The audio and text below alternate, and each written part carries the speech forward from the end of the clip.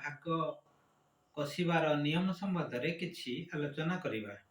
ସର୍ବପ୍ରଥମେ ଭାଗ କଷିବା ପାଇଁ ମୁଖ୍ୟତଃ 9ଟି ସୋପାନ ଦେଇ ଆମେମାନେ ଗତି କରିବା। 1ରେ ହେଲା ବନ୍ଧ, ବନ୍ଧ ସମ୍ବନ୍ଧରେ ଜାଣିବା। 2ରେ ନକ୍ଷତ୍ର ସମ୍ବନ୍ଧରେ ଜାଣିବା। 3ରେ ରାଶି ସମ୍ବନ୍ଧରେ ଜାଣିବା, ଘରର ରାଶି। 4ରେ ଘରର ଆୟୁ ବିଷୟରେ ଜାଣିବା। 5ରେ ଘରର ଭଗ୍ନ ବିଷୟରେ ଜାଣିବା। 6ରେ ଘରର ନାଗ ବିଷୟରେ ଜାଣିବା। 7ରେ ନବାଂଶ ବିଷୟରେ ଜାଣିବା। 8ରେ ଆୟ, 9ରେ ବ୍ୟୟ ସମ୍ବନ୍ଧରେ ଜାଣିବା। ଏତକ ଜାଣିବାଟା ମୁଖ୍ୟ ଦରକାର।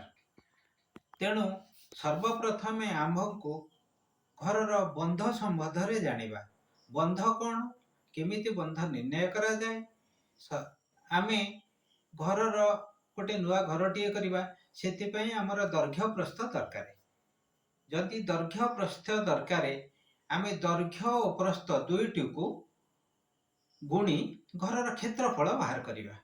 ଘରର କ୍ଷେତ୍ରଫଳ ଯାହା ହବ ତାକୁ ଆମେ 8ରେ ହରିବା। 8ରେ ହରିଲେ ଯାହା ହବ ସେଥିରୁ ଆମେ ବନ୍ଧ ନିର୍ଣ୍ଣୟ କରିବା। ବନ୍ଧ ମୁଖ୍ୟତଃ 8 ପ୍ରକାର।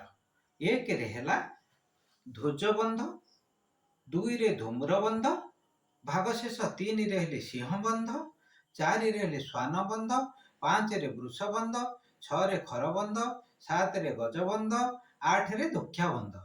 ତେଣୁ 8ଟି ବନ୍ଧ ବିଷୟରେ ଆମେ ଜାଣିବା। କ୍ଷେତ୍ରଫଳକୁ 8ରେ ଗୁଣିବା ଦ୍ୱାରା 1, 2, 3, 4 ଠୁ ଆରମ୍ଭ କରି 0 ପର୍ଯ୍ୟନ୍ତ ରହିବ। ତେଣୁ ପ୍ରତ୍ୟେକ ପାଇଁ ଗୋଟେ ଗୋଟେ ବନ୍ଧ ଅଛି। କୋଉ ବନ୍ଧରେ ଘର କଲେ ମନୁଷ୍ୟତର ପ୍ରାଣୀ ରହିପାରିବେ, କୋଉଥିରେ ଜୀବ ରହିପାରେ, କୋଉଥିରେ ଧାନ କଳ ହେଇପାରେ, କିମ୍ବା ଗାଡି ମଟର ଯାନବାହନ ଏଗୁଡା ରହିପାରେ, ଦେବତା ଗୃହ ହେଇପାରେ, ଏଗୁଡାକ ସବୁ ବର୍ତ୍ତମାନ